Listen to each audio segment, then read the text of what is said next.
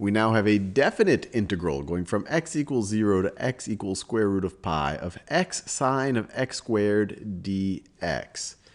So the first thing that you might want to ask yourself is whether u substitution is appropriate here. And if it is, what would you set u to be equal to? I'll let you think about that for a second.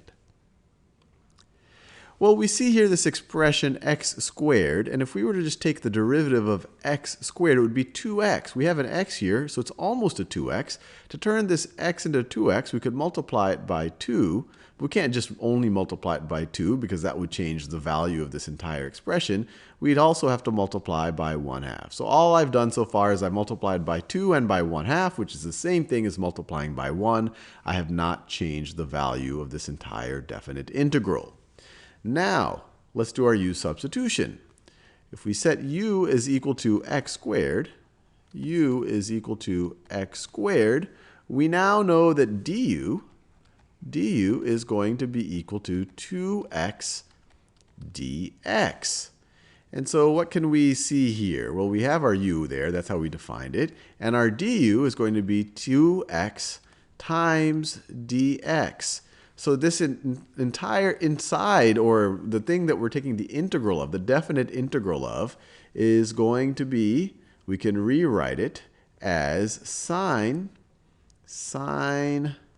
of x squared, but x squared is just u. So sine of u, and instead of 2x dx, we know that 2x dx is now du. So the thing that we were taking the integral of in terms of u can be expressed this way. And so we have our integral, but these boundaries of integration were written in terms of x. We could have written this as x is equal to 0 to x is equal to square root of pi. Now we want to write them in terms of u. And let me not forget that I had this 1/2 sitting out here. So how do we write it in terms of u? So this, when x is equal to 0, what is u going to be equal to? This boundary is when x equals 0. Well, when x is equal to 0, u is also equal to 0. So this is from u equals 0. This is the same boundary. When x is equal to 0, u is equal to 0 based on how we defined u. Now what about here? What is u equal to when x is equal to the square root of pi? Well, u is equal to the square root of pi squared. Let me write this down. U is going to be equal to the square root of pi squared when x is equal to the square root of pi, which is just equal to pi. So this is going to be from u equals 0 to u equals pi. I didn't have to explicitly write this u equals here, but that makes it a little bit clearer. Our boundaries are now written in terms of u. And so we are now ready to evaluate this indefinite integral. So this whole thing is going to be equal to 1/2 times the expression. Well, what's the antiderivative of sine of u? Well, the derivative of cosine of u, let me write it over here.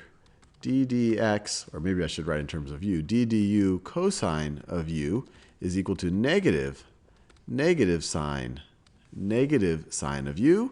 So the derivative of negative cosine of u is equal to sine of u, So the antiderivative of sine of u is negative cosine of u. Negative cosine of u. And we're going to evaluate that from at u equals pi. And from that, we're going to subtract it evaluated at u equals 0. U equals 0. So this is going to be equal to 1/2 times, well, what happens when we evaluate it at u equals pi? Negative cosine of pi. Cosine of pi, if we just, I always have to redraw my unit circles here. So cosine of pi, we're at this point on the unit circle. Cosine is the x-coordinate. Cosine of pi is, let me just write it down. It's going to be negative cosine of pi. And then from that, we are going to subtract this evaluated when u equals 0. So minus negative cosine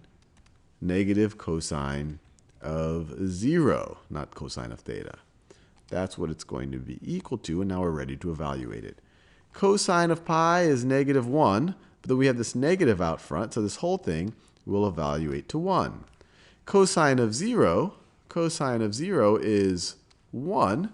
And then we're subtracting a negative 1, which is the exact same thing as adding a 1. So this whole thing also becomes a positive 1.